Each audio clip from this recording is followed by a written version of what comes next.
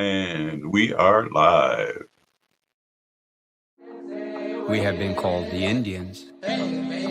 We have been called Native American. We have been called hostile.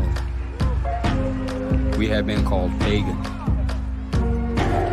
We have been called militant. We have been called many names. We are the hallucination.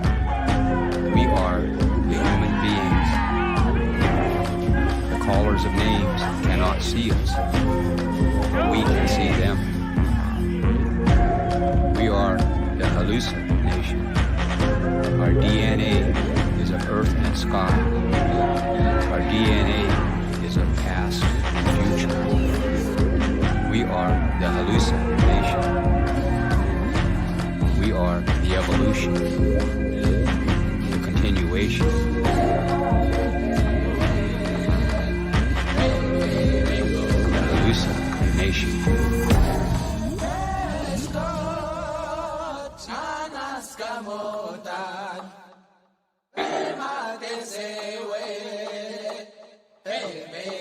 The hallucination. The hallucination.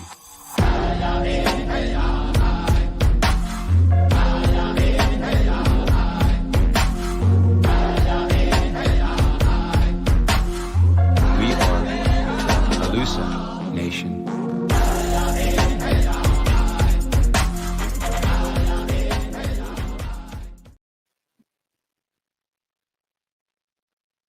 Hey, ahu, Ho-Trunk Raja, Wakunjahade, Hingadena. Welcome to a special edition of the Sunday Night Symposium here on Native Roots Radio Presents. I'm really pleased to talk about a few things, but what I want to do in a good way is hand it over to this show to David Glass and Alicia Norris. So right now I'm going to disappear and everyone else is going to disappear, and we're going to talk a little bit about what's going on tomorrow and what's going on in our victories, and some of our defeats and the things that are going around. And this show is entitled, Racist Mascots, the Sunday Night Symposium on Saturday night. So I'm going to remove and hand it over to David and Alicia, and we're going to go from there. Pinigigi for everyone for watching.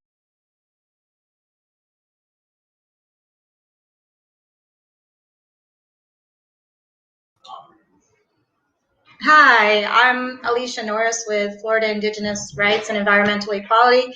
We have an event planned for the Super Bowl, protest against the racist name, mascot, and native imagery and spiritual items that are within the tribe, including the tomahawk chop and the chants. We have that scheduled prior to the game, 4 to about 6:30 on the corner of Dale Mabry and Tampa Bay Boulevard. Right across from the stadium. And we're here with David, who's not a stranger to this type of work. If you want to introduce yourself, David. Bonjour, Nijinika, Jawano Nini, Ogechida, Anishinabe, Gawawa, Biganikag. I said my name in Ojibwe, my language. I'm an enrolled member of the White Earth Nation, and I'm a warrior for my people in economic development and all other issues. I'm the I sit on the board of the National Coalition Against Racism in Sports and Media. Most of the footage that we saw in the video leading up to this show this evening, or was taken from a protest that we had back in 2014 when the Vikings played the Washington team. We had over 5,000 people, upwards of 6,000, join us at that particular protest, and it was on a Saturday morning and on the University of Minnesota campus, and we had quite the turnout.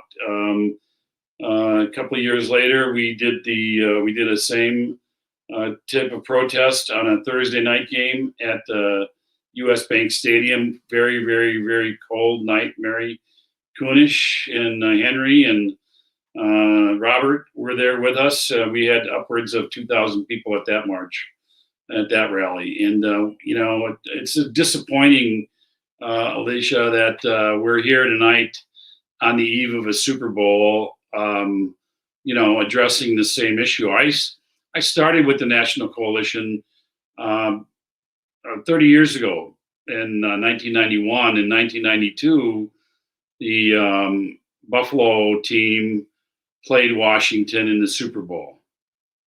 Here in Minnesota, it was the Ice Bowl or something like that. But we were outside the stadium, almost 3,000 strong back then, and protesting the use of the R word, and it was this very successful. We've been at it for a long time. It's disappointing that 30 years later, on the eve of a Super Bowl, we're back talking about the same issue. Although, this year has been sort of a banner year for us in that Washington dropped its name, the R word.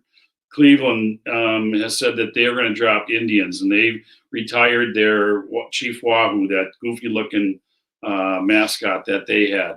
Atlanta Braves had at the end of last season said that they were going to have discussions about dropping the Tomahawk chant in their stadium and banning it.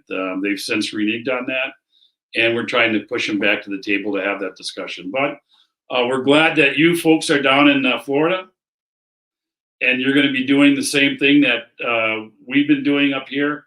We actually did it in 2014. We did it around the country. We were in San Francisco, we were in San Diego, Arizona, Washington, D.C., and forgive me, when Henry comes on, he'll remind me that I forgot another city that we were in. But we had a pretty busy year that year, and we traveled all around the country. We've been pushing this issue for mascots and imagery for a long time, and we've had some success. The Kansas City Star just had an editorial piece lamenting the same issues that we're talking about this evening. The Washington or the Kansas City team is their home team. They're right in their backyard, and everybody's been telling them, drop the name, drop the native imagery. It's a time that's come and gone for it, and so they continue to ignore. But eventually, we know that they'll get the message also.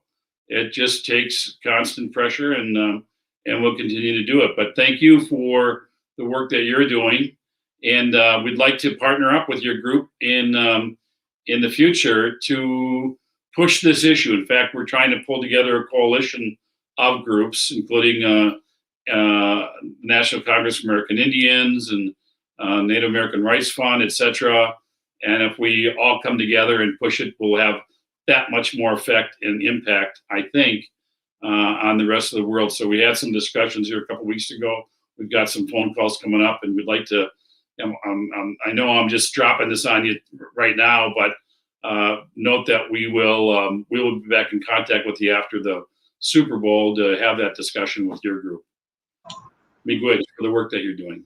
Well, you're welcome. I'm honored, and we would love to collaborate and join any coalition to fight this effort. Our group is fairly new. We're only about 4 years old, and with that comes a lot of learning curves, but we're passionate, and we really believe in Indigenous rights, and our name is Indigenous Rights and Environmental Equality. So we're really big on, the water and nature and the trees and the four-legged, everyone having equal rights as the two-legged. So that's part of our passion, but Indigenous rights is, at the forefront. And with this team coming to our backyard, we are in St. Petersburg, Florida, but Tampa is just across the bridge, 20 minutes away. And, for us, we couldn't stand by and let this team come and not stand up and say something. It's very important, and I honestly can't believe that we're still fighting this issue. To me, it's a non-issue. Just rip the Band-Aid off and get rid of the imagery and the name and start over. That would show that you respect Indigenous people. For me, personally, I feel that future generations are what's important, and statistical psychological studies show that this negatively impacts our children. And when they see this imagery and they're made a mockery of, it creates a negative self-image. It harms their self-esteem, which harms their ability to achieve and attain their highest potential and do the good work that they need to do and why they're here. And so for me, as a person, I'm very passionate about that. And I especially get intense when people do things that make a child kind of curl within themselves, and be ashamed of who they are. And we have collaborated with the AIM Central Florida chapter, and some of our members have collaborated with AIM as well. And so we love the opportunity to work together and bring an end to this that you've been fighting so long. Well, and we thank you for that, Miigwech. It gets personal, doesn't it? When when all of a sudden it becomes the world is watching, and what they're watching is taking place in your backyard. It becomes very personal, and then there's something that happens to you that says that you no longer can just sit back and watch. You have to make a stand, make a statement, and become more engaged. After tomorrow, your group will become much more involved in this particular issue as you guys go forward, and we welcome that participation. When you talk about AIM, I'm lucky to have as mentors and friends of mine, Vernon Belcourt, who since passed away, who was and Charlene Teeters, the founders of the National Coalition Against Racism in Sports and Media. Vernon's passed. Charlene Teeters is down in Santa Fe, New Mexico, working in and directing the museum down there, Indian Arts Museum, and others that have led the way on here. Clyde Belcourt, one of the founders of the American Indian Movement, still alive today, 84, 85 years old, and very active still, despite his age and some health issues. But we still have a solid group of folks, and even in so many non-Indian people who in groups and organizations that have joined with us and support the work that we do. And we continue to get calls and letters from new organizations and other people that want to join us. We also have on our panel today, we have Mary Kunish, and Mary's the majority or assistant majority leader in the Minnesota State House of Representatives, Native woman. And we also have Henry Boucher, a good friend of mine, who is a silver medalist in the 72 Olympics, hockey player, NHL hockey player, played here for the Saints and also for the North Stars, and went on to play for the Red Wings. And still a celebrity here in, not only in Minnesota, but all of Indian country for his exploits and his athletic prowess as a Olympian. And Gayleen also has joined us, Krauser, and the work that she's done in this particular area. So let's turn it over to Mary and let Mary talk a little bit about the issues as you've seen them. Mary was one of our speakers at our last rally. Her and I worked the dais together in terms of the different speakers that we had up there, and we had quite a crowd there, but it was an awfully cold night. It was indeed. How matake yape ampe tukinle shantewashte. I greet all my relatives with a good heart here this evening. I'm actually senator now. I was elected to the Senate. Right. Yeah. I know. I forget that sometimes as well. And what's interesting here in Minnesota is that I'm the first Native American woman to sit in the seat of a Senate here after all these years. And so when people talk about representation mattering, it really truly does. I did sit in the House for 4 years, and every single one of those years, I was able to bring forward legislation to outlaw mascot use in our different schools. And so I've had a bill come up every year, and every year people ask me, are you carrying the mascot bill? Are you carrying the mascot bill? And I will carry that bill until we make it happen. And the piece of legislation that I've been carrying prohibits the use of American Indian mascots, logos, anything that takes the culture or the nature of our Native communities and disallows that. So a name, a symbol, an image, anything that depicts or refers to an American Indian tribe, including an individual like Chief Wahoo, or any of the customs, that the tomahawk or those sort of things, cannot be used as a mascot. They can't be a nickname. They can't be on letterhead or a team name or even the district of the school. And so we are working hard here in Minnesota in order to get that done. And that's been an effort, actually, I think since the mid-'60s when Mankato, the University of Minnesota Mankato, started a 10-year push to eliminate their name that they used. And so we feel that this is absolutely vital that we are disallowing, or we're not allowing, prohibiting the use and depictions in such a derogatory way. I always tell people, if you look up the word redskin in the dictionary, it is defined as a derogatory term, much like if you use the N-word. And folks are horrified when they hear that. And so, as I say, as a legislator, I find that I do a lot of educating the public around issues that are just really adamant. They're just really vital that we make these changes.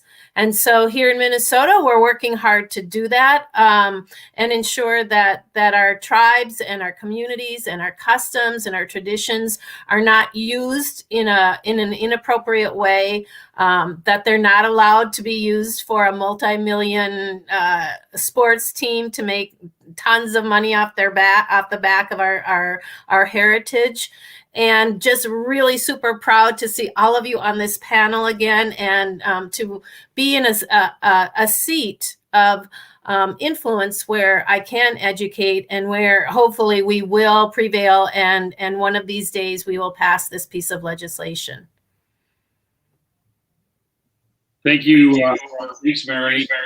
And I also might add, Mary is the first female to take that Senate seat in Minnesota. We also have the first Native woman to sit in the Lieutenant Governor seat, Lieutenant Governor Peggy Flanagan from the White Earth Nation. And then how many, correct me if I think we have two Native folks in, do we have a male and a female on the House side?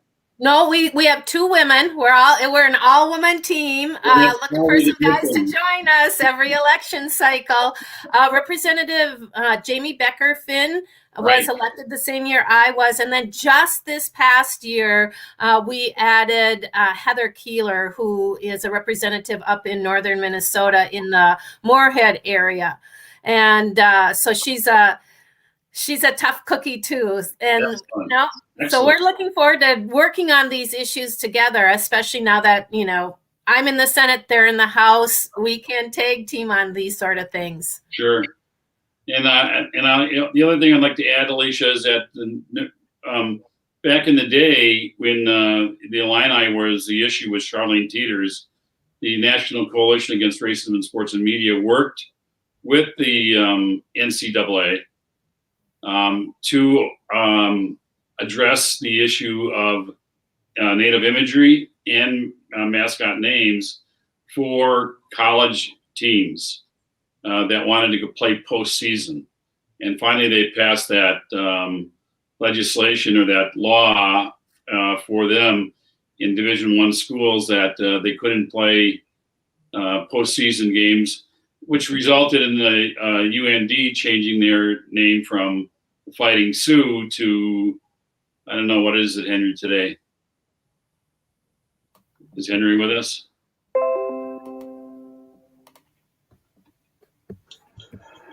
Is it the Fighting Bison? No. Fighting Hawks. The Fighting Hawks, right. And that's a good segue for you, Henry, in the work that you're doing. Absolutely. Well, thank you. And I want to thank Mary for being on today and bringing us up to date and what she's been up to. And also, Alicia, we totally stand behind you. We have several relationships around the country that support us, and we support them.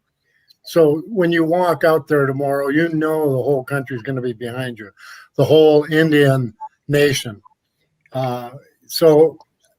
Education, we thought at first was the way to go. We've been protesting for 30 some years to try to get things done. And it was when I first joined, 5 or 6 years ago, I thought there's no way that we have a chance for the Washington Redskins to change their name. I thought this is going to be a 10-year deal, 20-year deal. Here we are, in 2020, they changed it, 3-4 years down the road. So, we're working on, the Kansas City team, of course, in Atlanta, also the Chicago team from the National Hockey League. And there's thousands of others. I just saw an email or a post from somewhere down in Omaha. We have some other people in Savannah, Missouri that has some questions.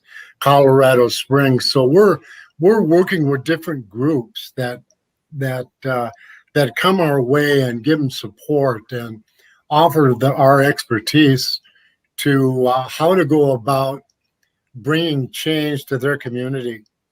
And, we've lived with white privilege for so long that now it's time to, bring that out and bring us out in force to change their way of thinking through, education. Stuff their mailboxes about, the Redskin name, like Senator Mary had said, what the meaning that is and what the denigrating names and, the disgrace that it brings to our kids and our children, the tomahawk chop, the turkey feather headdresses and the face painting that scare children when we bring them to the games. And, all of those come together, but we, as a community, a Native community, we'll rise above that. And, as we grow, and I've seen this movement grow with the technology that we have nowadays, we can reach out all over the world. All over the world, we can, there's people watching this all over the place. So, it's incredible, the way to do things nowadays. It gets our concerns out there.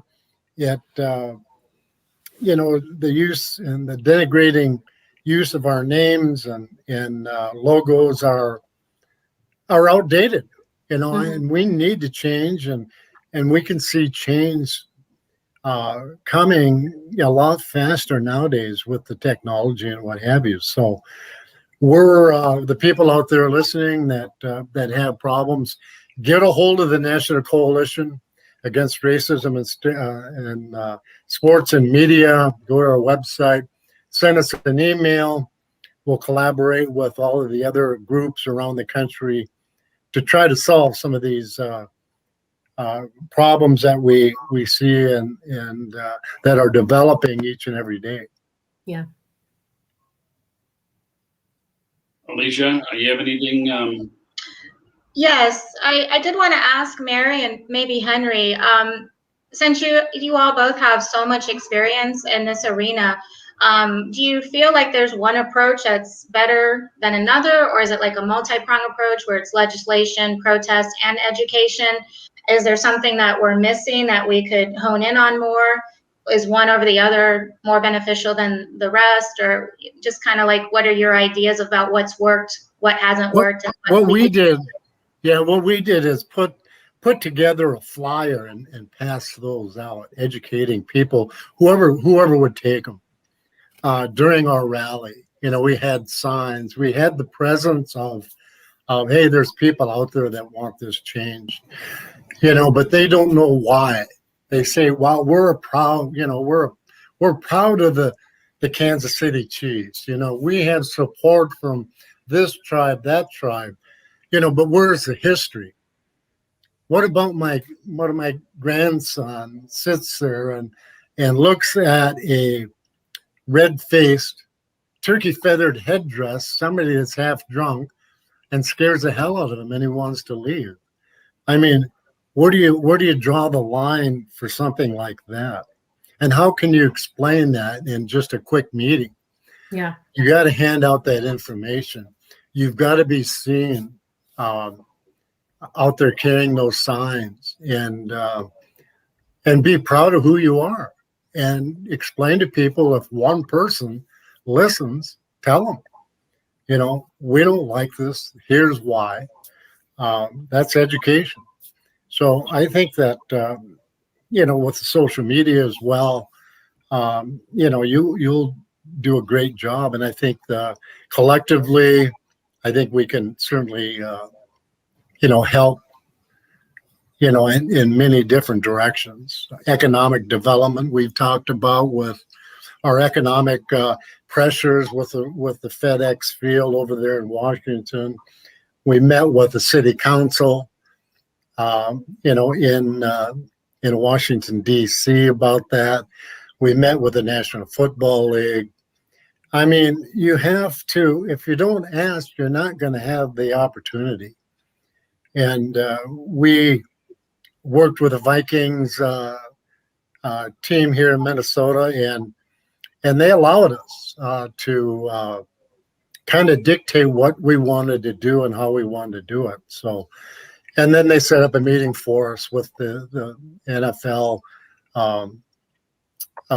team that they sent out to Minneapolis to meet with us. So, I mean, it's got to be, you've got to have that presence. You got to have that education. You have to you know, just be persistent and use that media that's available to you. Yeah, absolutely. It really does matter when we come to educating. You know, we almost have to start when the kids are really young, in the schools and in our school board. So if there are folks that are willing to reach out to school districts and ask them to change their name if they're using one of those names, I think that our youth are much more open and understanding of the beauty of the diversity of our communities, as well as being respectful of those communities. And so I'm a teacher for 25 years as well. And I mean, anytime there's a teachable moment, we have to take advantage of that. And then I think legislatively, I mean, it's too bad that we would have to legislate that you cannot use a derogatory name for a sports team. You know, that's really the sad part of it all, but it does open up the conversation. So letters to the editor, rallies, and those sort of things. Those are the things that get the attention of people these days. And they want to know more, and they want to understand it better. And when you can relate it to a personal story, such as Henry talks about his grandchildren, or you know, other stories that we've heard across the breadth of this discussion, those are the things that really, really make a difference. And so if we can tell the stories, if we can help folks understand why it is so offensive, there are plenty of other names out there, lots of wonderful animals and superheroes and astronomical things that they can use. They don't need to use, they don't need to take a native custom or a native person or a native image and use that, especially when it is not used in an honorable way and sort of mimicked or cartoonized. We know that's not right in this day and age for any group. And so the more we can talk about it, the more we can educate, but also to legislate is definitely the way to go as well. Another thing as well is, with the high schools and with the colleges and universities, in their, I guess what I'm trying to get at is in their policies about, derogatory names, derogatory issues like bullying and all of that will come out, and it should be listed in their,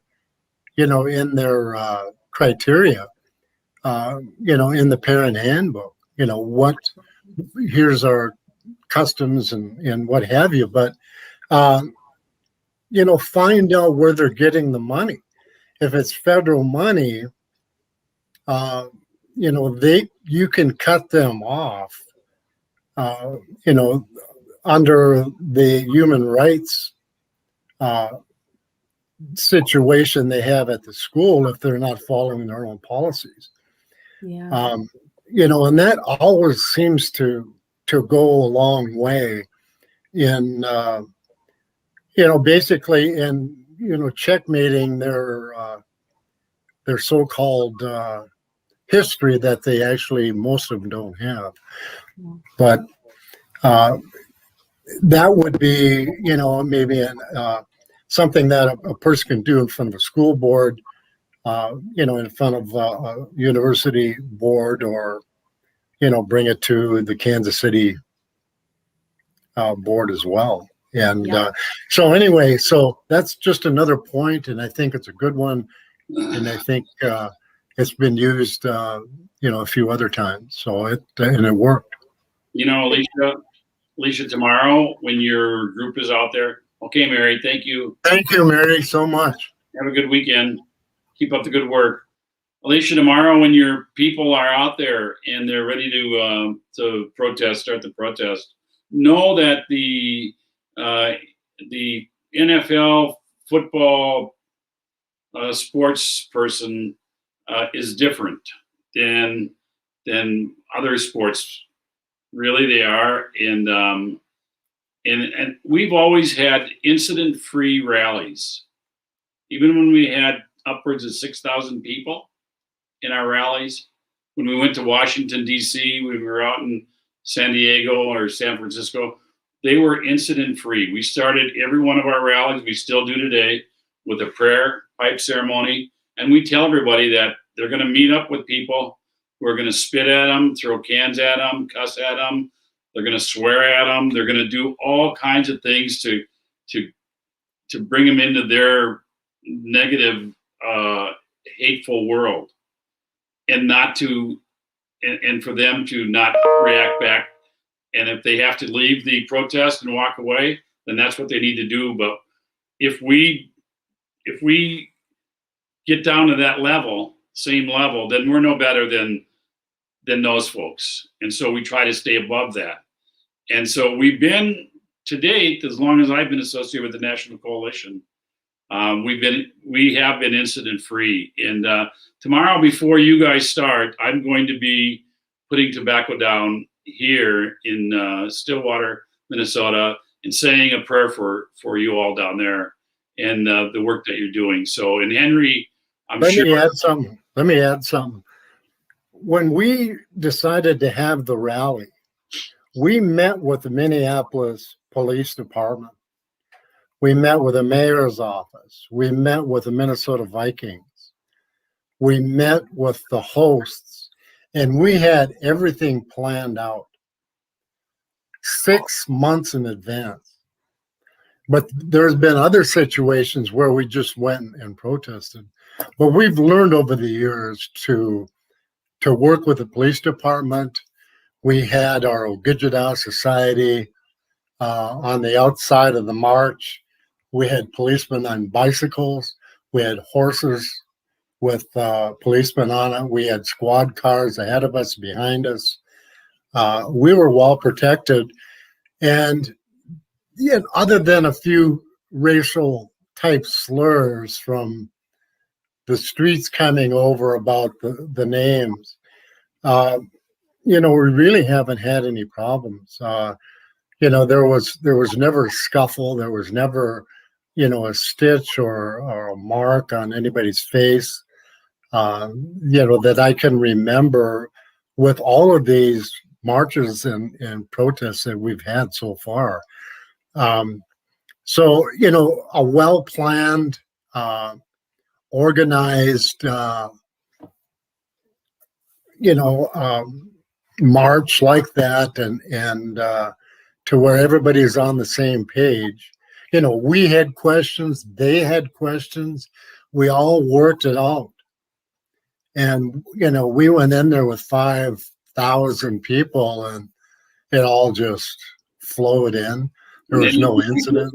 There were people joining us from the sidewalks and everything. So, well, good luck. And we'll be praying for you in a traditional way back here in Minnesota. Henry will be up in War Road.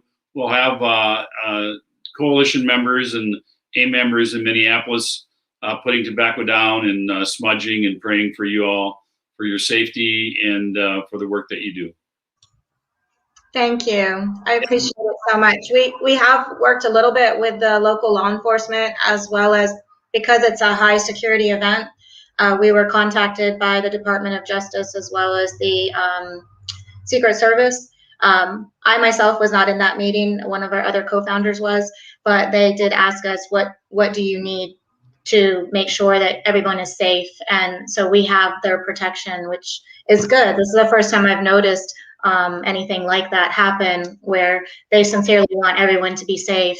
And they have given us special permission to be in this area that's right across from the stadium, whereas there are 3 other entities that are protesting that day, and they have placed them in a free speech zone that's a mile away from the stadium. But they said, we have special consideration and we can be there as long as we don't go into the stadium, that we can be right across from the stadium. So you are accurate, Henry, that it does prove beneficial to work with the authorities in the area and to work together to bring about this education and this shift in respecting Indigenous culture and spirituality and traditions. We also have Galen Krauser with us this morning. And Galen, welcome to the panel. And what do you want to add to it, or tell us a little bit about the work that you've been doing? In your Galen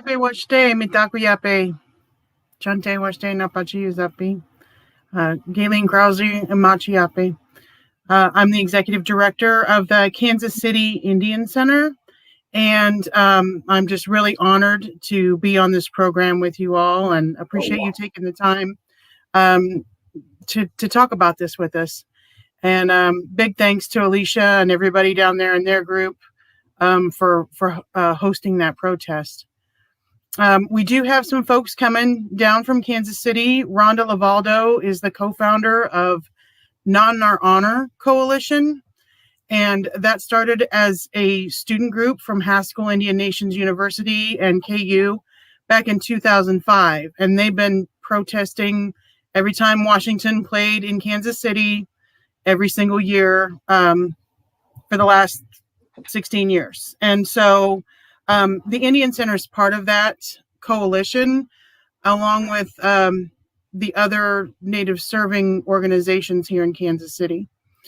And so we were just absolutely thrilled to see that there was another organization that was going to be, standing up down there. And we were actually on a call with one of our other partners, the Illuminatives, and right. they were saying what would be the best thing, and I said, if you all know some people down there, is there an organization down there?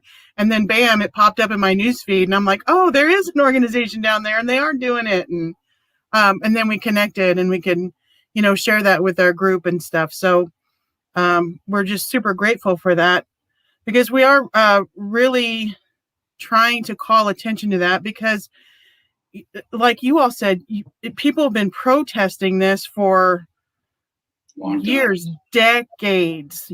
Before I even lived in Kansas City, people were here protesting, and there were a lot of changes made, in the early 90s when they stopped using War Paint the Horse with the guy in the full headdress galloping around, and they did make a lot of changes after that, and they still have incrementally made changes, I guess, to make it less racist. But like my friend Rhonda says, can you be just a little racist? I don't think so. It either is or it's not. And so it just needs to go. They need to make that change and stop using our sacred items, for entertainment and profit. It's just disgusting. And I know they've had to make those changes this year. They released that statement, and they've banned headdresses, and they banned face paint, and they're looking at the CHOP and maybe making some changes with how they're doing it. But really,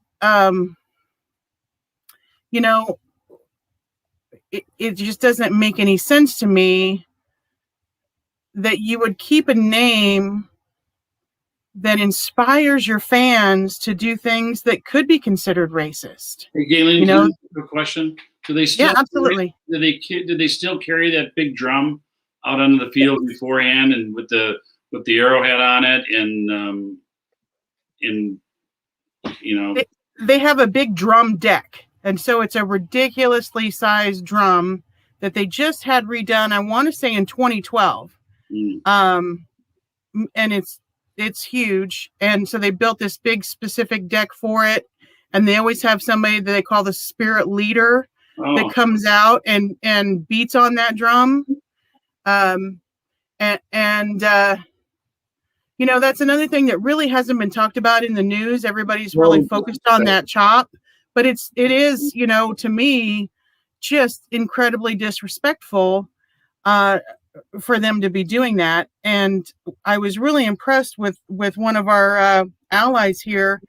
They were wanting to honor him for his work in the Hispanic community for Hispanic Heritage Month. And he called us and he said, what do you guys think about this? And we said, well, we don't like it. It's disrespectful. And he said, okay, well, then I won't do it.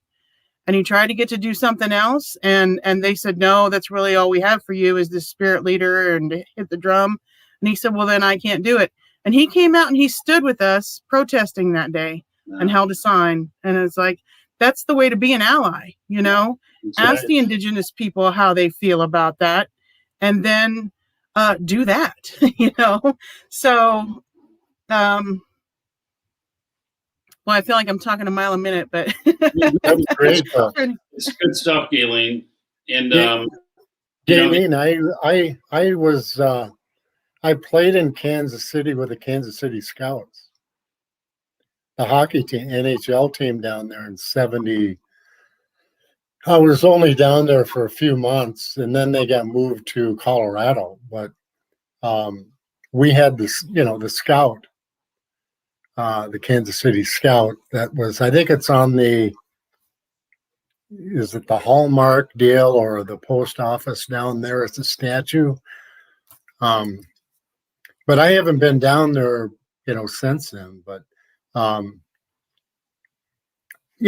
was bothered by the fact that, even then as a 25-year-old, the Kansas City team, the Chiefs and, their mascots and what have you were, a real hindrance to me, when I would either go to their games or meet some of their players and stuff.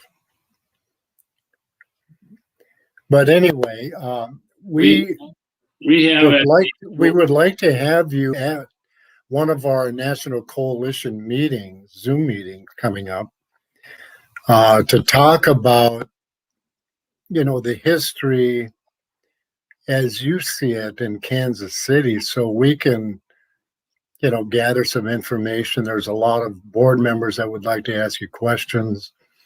I think we sent a letter off to them, didn't we, David? We just this past week, I was thinking that, boy, it would have been nice to hold that letter until we get but we'll send out another letter, a follow-up letter. Right. I'm quite certain we won't get a response. We need, the history and, of, how they got their name and, who, basically who's supporting them down there. What band and what tribes are supporting the name, the Kansas City Chiefs? And we couldn't find anybody. Or did we have some communications with somebody down in that area? We've got one really good guy down there, Cody Hall. I think he's living is he in Kansas City? Yeah, Cody's down in Kansas City area. You know Cody, Keely? Yes, I met Cody. Yeah. Oh, okay, yeah. Good. Yeah. So he's he did the Shawnee Mission School, right? Right. After this weekend, we'll get you back in touch, and there's some other folks who've been on here. Donna Boyle with the Native community group, and Donna Fan Boyle. You should get a hold of us also. We'd like as an organization to get back with Alicia and Galen and to have these similar discussions that we're having with other groups to form this partnership and this actual coalition of groups and to continue the work that we're all doing. If we're going to be doing it, we might as well do it together and form a much more united front, and let them deal with us that way. Absolutely. Alicia, is the Seminoles doing anything in regards to this weekend as far as any of the name change or mascot issue? No, they haven't said anything. They haven't joined with us. They keep to themselves a lot. One of our other co-founders is more in touch with people of that tribe, and they tend to just keep to themselves. Even we have the FSU Seminoles team, and there are parts that supposedly have been blessed or agreed to for that team, but there's other Seminole Nation groups that do not support the team name. But of course, because the team wants to keep their name and their racist ways, they just go with that, that one entity that supports them, which, has an economical reason.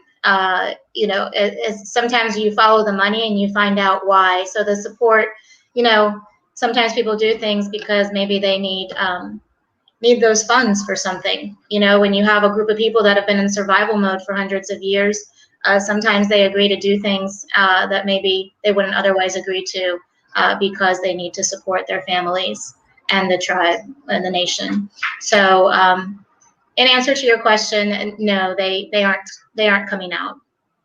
But I did want to ask Galen, I know, like we touched on earlier today, you were looking at comments on some of the articles that have run regarding the Mascot protest tomorrow, and you were saying that was something that kind of surprised you. Do you recall that conversation today? So I wanted you to tell people about that, because I thought it was an interesting perspective that maybe some of us aren't really seeing.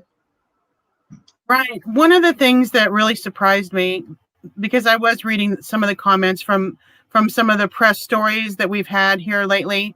We purchased some billboards in Kansas City that says "Change the name, stop the chop," End Racism, KC, because they had stenciled that in the end zone right above the name Chiefs. And so, we thought that was just so hypocritical. But anyway, one of the things that I saw in the comments was somebody that said when they see somebody in a big headdress and with their face all painted, they don't think about Native Americans. They think about the team. And that just made me sit back in my chair and I was just boggled by that because, those are sacred things to us, and they have taken them and bastardized them and commodified them to the point where people see them and they're not even ours anymore. They're costumes. And it just blew my mind. Same with the drum. The drum is the heartbeat of our nation. Right? I can't believe they have a drum down there like that. Yeah, and they call that. And I this is the first time I've heard, Galen, that the person that gets on that drum, they refer to him as the spirit drummer or the spirit man. That's totally bastardizing and being disrespectful to our cultural values in what we believe in and how we, work with that drum and any of other traditions, whether they're healing ceremonies or any other ceremony, naming ceremonies, what have you. But to use that imagery and use that name is total disrespect. Lisa, what time are you gathering and where at? And how can people get a hold of you? Can we get your phone number up there so people can get a hold of you and stuff? Oh. Sure. I don't know how to put that up there, but yes. Text me tomorrow afternoon if you're lost and you don't know where to find us. Should I say my number now? Put your email address up there. Okay. Where do I put it? How do I do that? Robert, where are you? Under comments, I think. Okay. Put it under comments and I'll share it out on the screen here. Okay. Great show, everybody. Let me go. Yeah. Go ahead, Robert. You guys, I'm going to have to get off. I have a brother who's very, very ill, and I'm going to get on a call with him, his nurse, and with his nurse, and so I'm going to leave to get on that call, and if I might ask and be so forthright and just say that if you believe in the prayers to the Creator, if you could include my brother Paul in your prayers, absolutely. I'd appreciate it. I know he would too. Chimigwech, Gigawabum, and Miniwa. Oh. Wow, that's David, and I think what we can do right now is maybe do a round table for the end here. And I know, Galen, you were trying to say something, and I'm wondering if you remember what you were going to say to what David was talking about earlier. Right. They were saying they also do a blessing of the 4 directions. So they find someone and they do their blessing of the drum, and they do a blessing of the 4 directions at their November game. So that's basically when they want to honor us, is during that November game, they, in Heritage Month, and they find somebody. And like Alicia was saying, I think sometimes they find people that maybe wouldn't otherwise do it, but for their circumstances. And some of them, I think, maybe don't know better, but they do so many things that are just hurt my heart. Well, I think you guys were talking about earlier too, Henry, that the education part. I think people, one, act dumb and they want to keep their football team as much as they can, and 2, they really don't know. What do you think of that, Henry? Well, if you don't know by now, you're not listening. So I think that there are those people out there that just turn their heads and accept the gift or the money and go ahead with what the hell with everybody else, and I'm just going to go ahead and do it. But that doesn't, that's self-respect, and when you're dealing with sacred laws, when you're dealing with culture, traditions, and dealing with kids and the families, you got to have that integrity to say no and to stand up for what's right. And if you don't have that, which in our day and age, it seems to be slipping away even more. We have to be stronger. We have to be teachers. We have to be leaders. We have to be spokesmen for those that are weak. And it's always been that way in the Indian world. I think that we, stand up for the ones that are weak. We speak for the ones that are silent. We fight with the ones that are sick. So as long as we're healthy, we have to try to correct what's wrong. And, the imagery, some of the names, just need to be challenged. And we have to set things right. We're not going to get them all. We're going to do what we can while we're here. But along the way, we'll teach and reach back and pick up the ones that we know are struggling, and to bring them along and educate them and encourage them to do the same.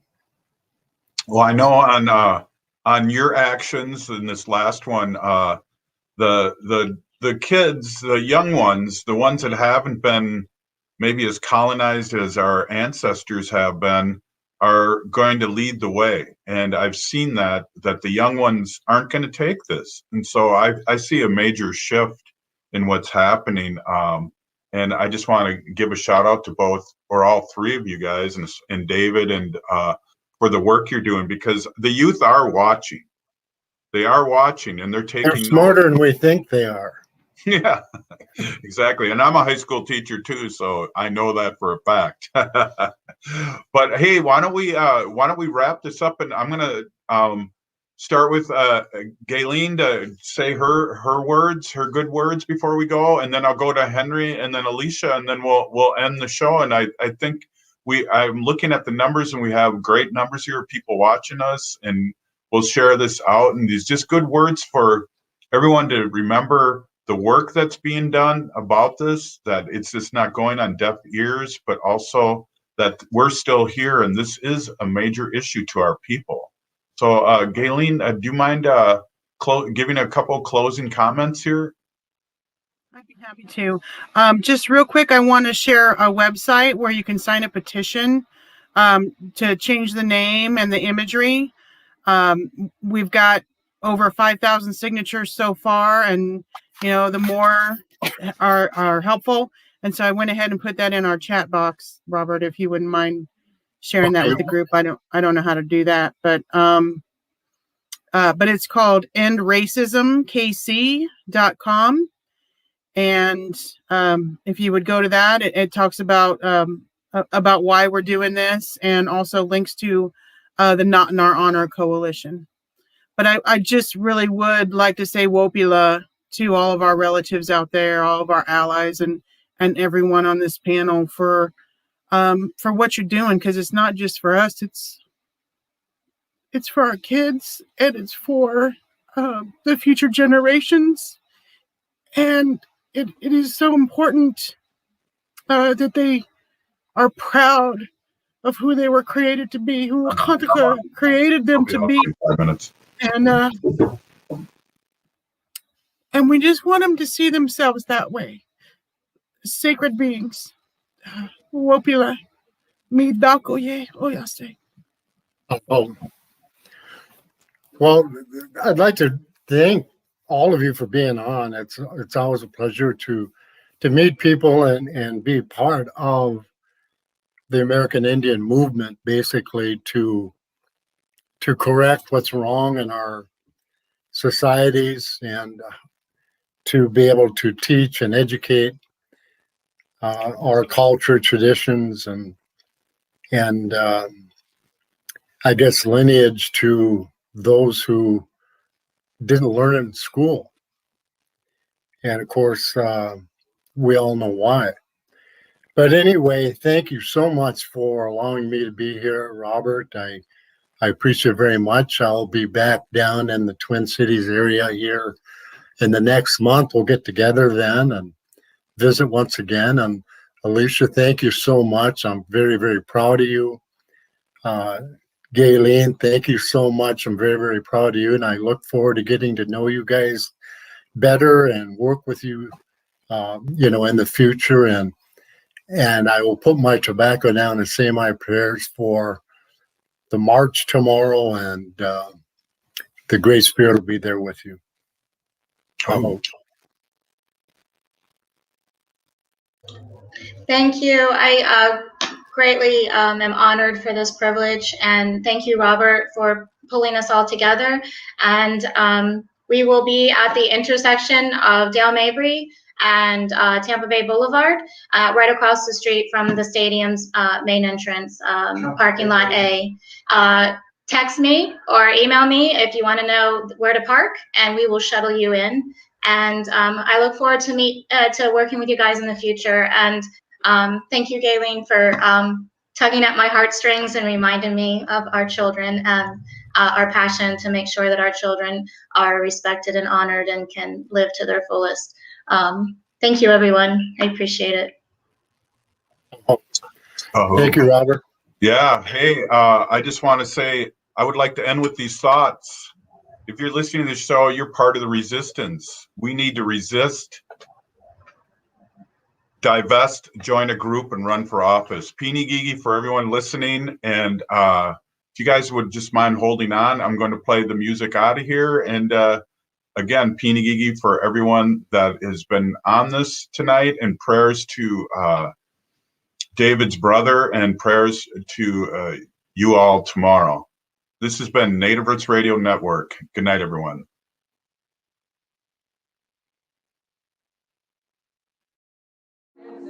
We have been called the Indians. We have been called Native American. We have been called hostile. We have been called pagan. We have been called militant. We have been called many names. We are the Halusa Nation.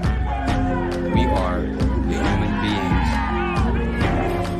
The callers of names cannot see us. We can see them. We are the Halusa Nation. Our DNA is of earth and sky. Our DNA is of past and future. We are the Halusa Nation. We are the evolution, the continuation.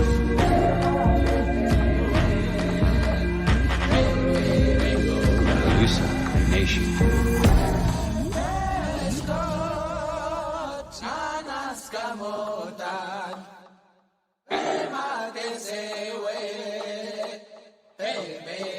The Halusa Nation.